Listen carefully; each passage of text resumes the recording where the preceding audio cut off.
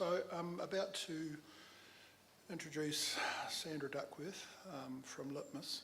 I'm a bit conflicted in this study because I think I was a participant, so it must be really, really good research, and there's a few of us that worked with Litmus over many, many years, particularly in the alcohol space, and I understand Sandra's probably led out a lot of that work. So Sandra's still here, isn't she? She hasn't run back to the airport. Sandra here? She's not even, eh? Funny. She's got her paper. She's got her papers here. I could start if you like. So we've got 2 more sessions, and then I'm going to ask our whanaunga Tau to finish up for the day. Tomorrow will be another exciting kick-off, and I think numbers still up there in regards to participants, so it's so great to have people floating around. Andrew, do you know where your speaker is? Litmus? Oh, there you go. I've got this cataract, and I'm going in for surgical intervention, shall I say, on the 9th of October, so aroha mai. Sandra, the floor is yours, kia ora.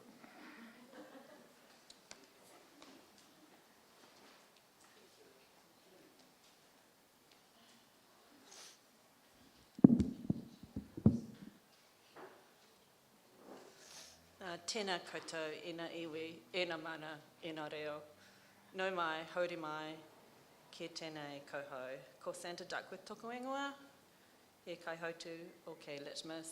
Tēnā koutou, tēnā koutou, tēnā koutou. Thank you very much for this warm welcome. I'm here to present on behalf of Liz Smith, who led the research, so I'm a bit of a ring-in. Liz is really disappointed that she couldn't be here because she's had to attend for travel for family commitments.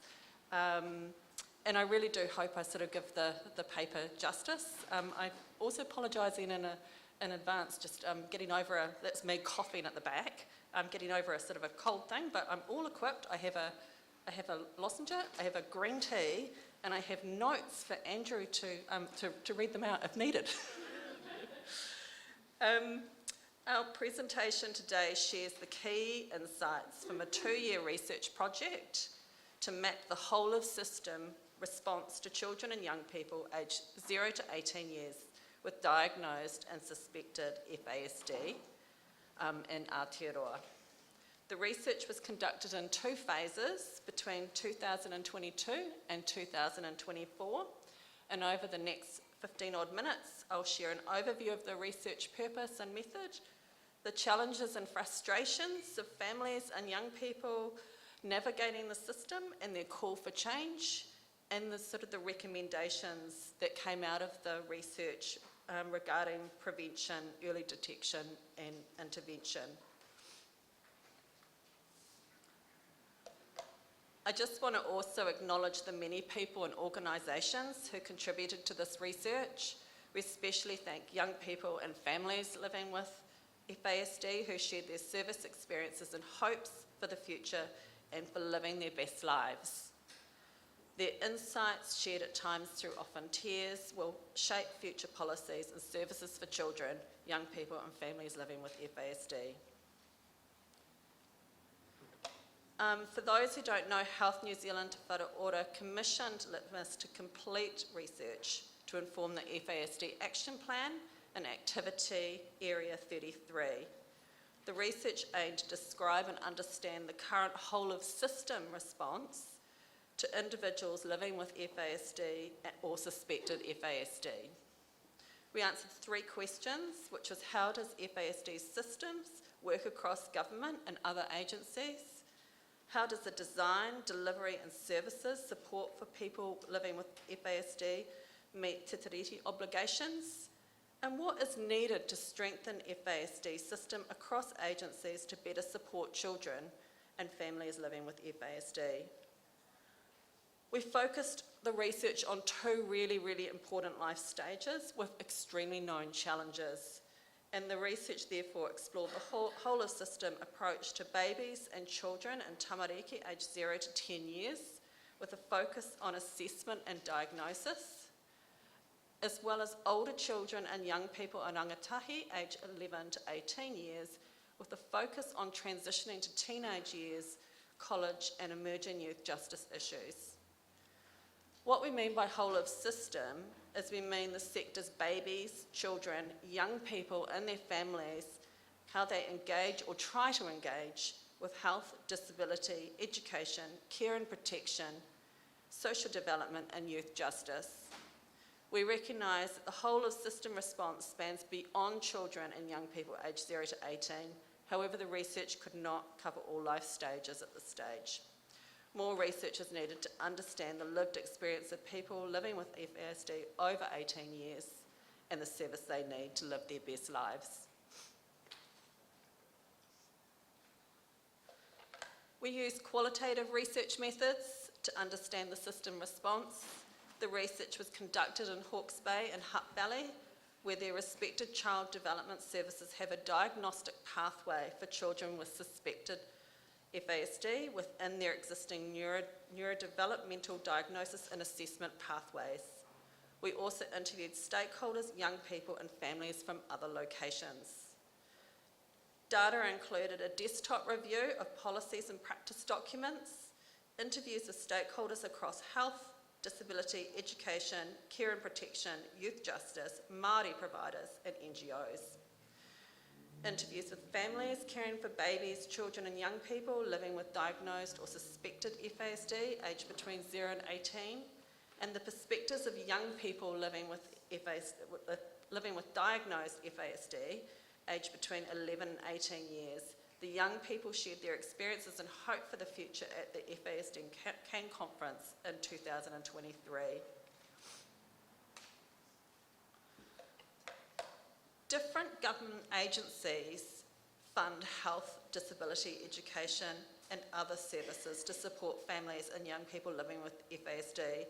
The services are listed for the health, disability and education sector on this slide. I will just put that there for context.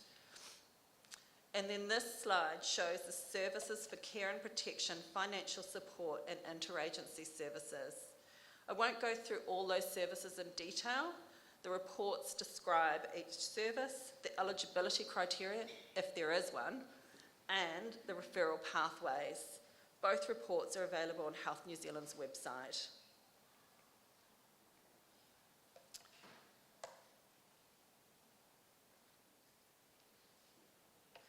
While these services exist, young people and families and stakeholders all emphasise severe difficulties in accessing them. Families and their children and young people with suspected FASD struggle to get a diagnosis. No nationally consistent FASD assessment and diagnosis pathways existed during the research. Access to assessment and diagnosis services also varied across New Zealand.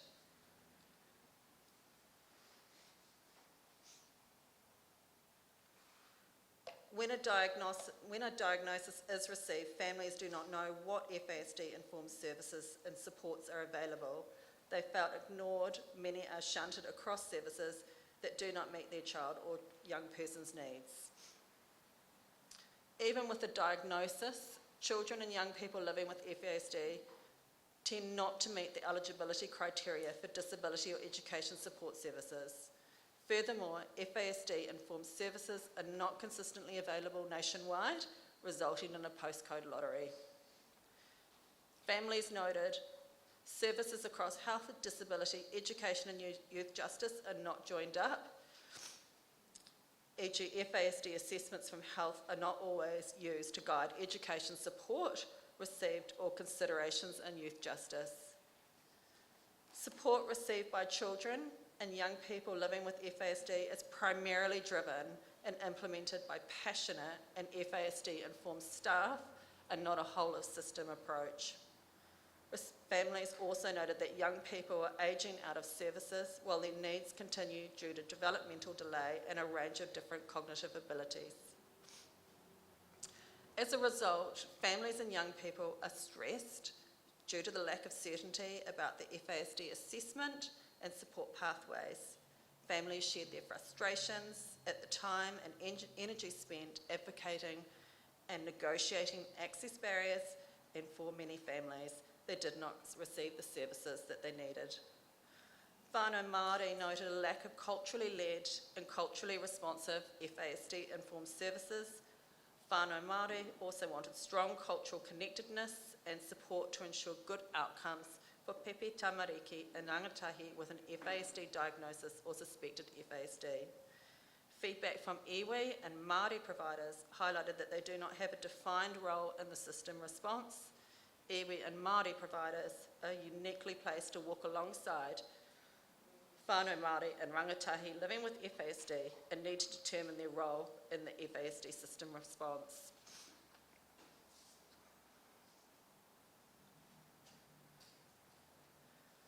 Families want an early and non-judgmental assessment process to diagnose the strengths and challenges of their children with suspected FASD.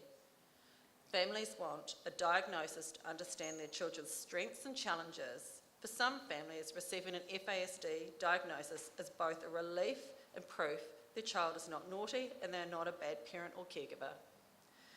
Having a diagnosis meant families could learn how best to prevent and care for their child with a traumatic brain injury. Families talked about their research into FASD and working to educate their families and other health and educational professionals. Knowing their child's strengths and challenges enabled families to plan for their child's future, seek support, and enable them to live their best lives. Children with suspected FASD cannot get a diagnosis until they're around 8 years old. Families noted that their child received a diagnosis around 10 to 12 years old.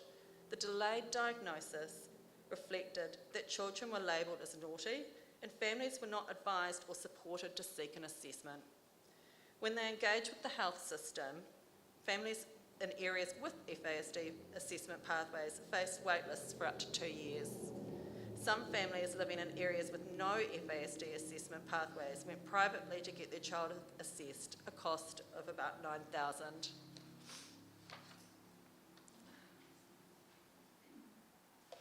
Feedback from Māori and Pacific whānau highlighted cultural stigma perpetuating negative stereotypes relating to FASD and their engagement with health services.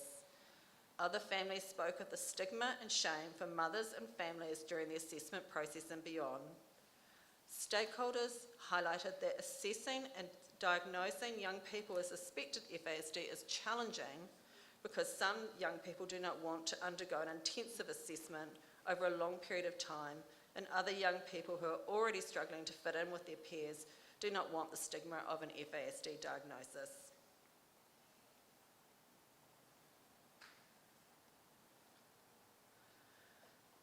Families want access to FASD-informed interventions, so when a diagnosis is reached and before, families and stakeholders note few FASD-informed services are available to support the child or young person or their family.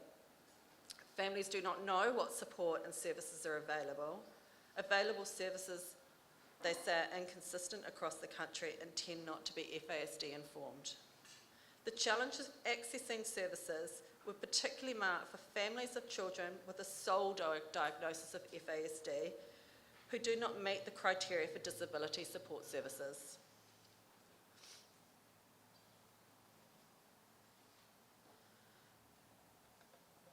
Families want early intervention services and the education system to work with their children to be their best as they grow. They fear without these services, their children will face adverse outcomes and significant challenges as key transition points, either going to or changing school or living independently. Families want to be listened to and work with professionals to develop solutions to meet their child's and family's needs. When the education system does not require a confirmed while the education system does not require a confirmed FASD diagnosis, families struggle to receive support in primary schools, intermediates or colleges. Many describe their child with FASD as being sidelined.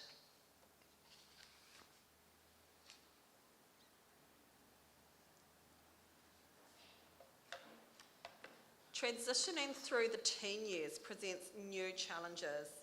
Young people living with FASD want support to be independent. All families shared that young people were experiencing secondary impacts of FASD, e.g. school disruption, mental health. poor self-esteem, self-harming, suicide ideation, high-risk sexual behaviours, and being involved in the justice system.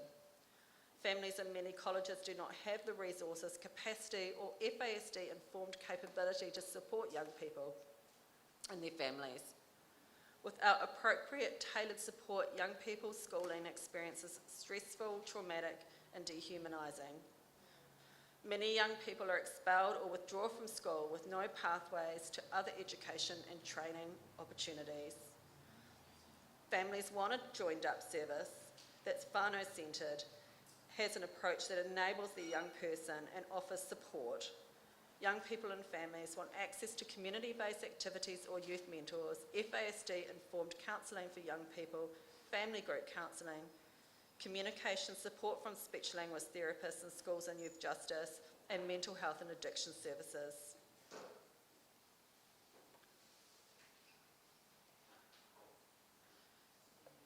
Just before I go on to respite care, is that families are also fearful for their young people as they move toward adulthood.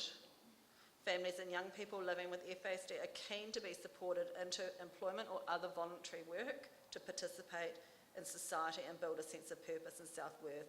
However, little support is available, or the young people living with FASD is seen as too hard to fit into employment or training opportunities. With regard to respite care, as families with children or young people living with FASD face financial hardships due to care roles, isolation due to stigma and blame, and disruption and trauma for other siblings. Families want access to respite care, and currently many families cannot access this as a sole diagnosis of FASD does not meet eligibility criteria for disability support services. Families very much want an FASD-informed community and workforce. Societal awareness of FASD is slowly growing. However, families shared many examples of stigma, shame, and stress when engaging with their families and wider communities. Families also shared many instances where knowledge of FASD was limited across frontline staff in health, education, oranga tamariki, justice agencies, NGOs, and Māori providers. Increased awareness of FASD is not translated into understanding or systematic change for young people living with FASD and their families.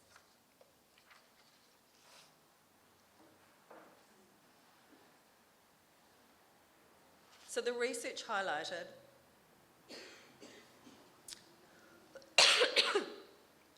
significant work is needed to improve the system response. I'm doing so well. But to improve the system response, to improve outcomes for babies, children and young people aged 0 to 18 living with FASD and their families. The research concludes with a list of change opportunities to strengthen the system response. Positively, some of the opportunities identified have been addressed in terms of early detection, intervention to families, babies, children and young people. To end, we reiterate, right, now I'm going to get this one. So it actually really works. To end, we reiterate the key recommendations from the research that ground the government's work in prevention, early detection and intervention. A whole of system strategy for neurodiversity generally and FASD specifically is needed to foster a nationally consistent and joined-up response for prevention, identification and assessment and wraparound support for babies, children, young people living with FASD.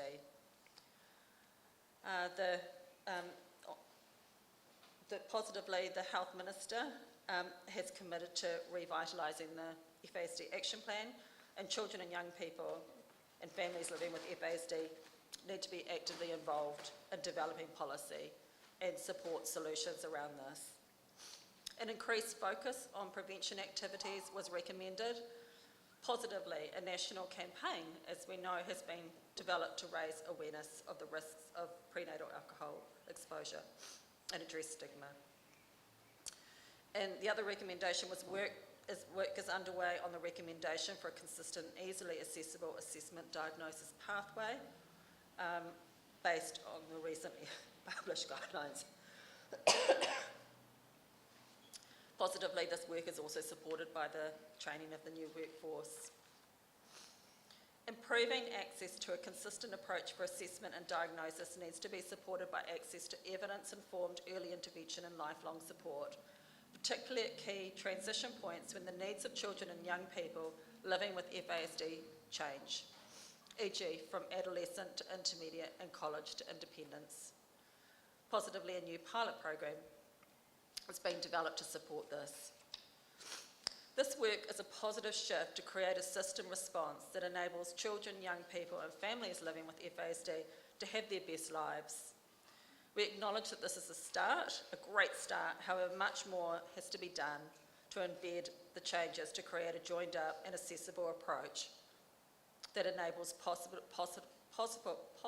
and equitable outcomes. Other change opportunities for young people and families living with FASD that would really improve things would be as creating an FASD-informed education system that supports children and young people with FASD to remain engaged, supported and learning and build connection with their peers. Allowing a sole diagnosis of FASD to qualify for disability support services. Ensuring families have access to FASD-informed respite services, and continuing to build workforce capability and capacity across the system to deliver cross-agency FASD-informed services.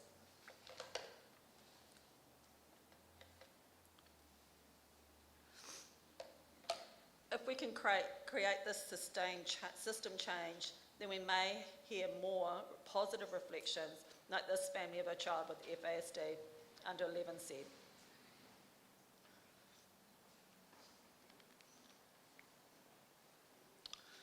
It's a privilege to give this paper in Liz Smith's absence. I do not have all the insights that Liz would have had, provided I cough a lot. I encourage you to reach out to Liz with any questions about this important research. Nō reira, tēnā koutou, tēnā koutou, tēnā koutou katoa.